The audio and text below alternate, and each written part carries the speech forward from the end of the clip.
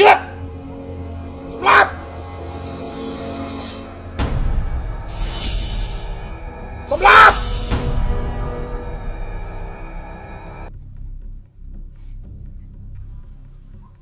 សម្លាប់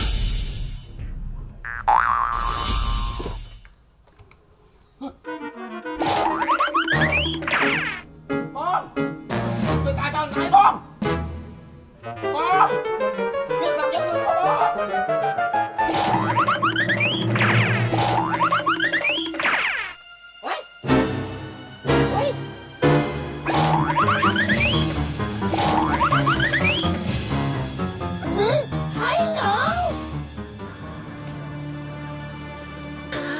បងបងមិនសួរបង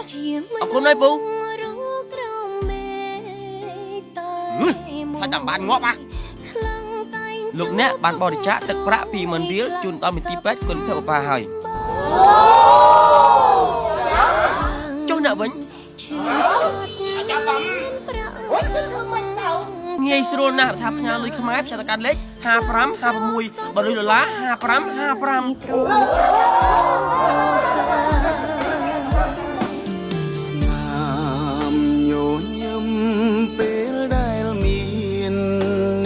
ជួយយើងរួមគ្នាតែមួយជួយកូ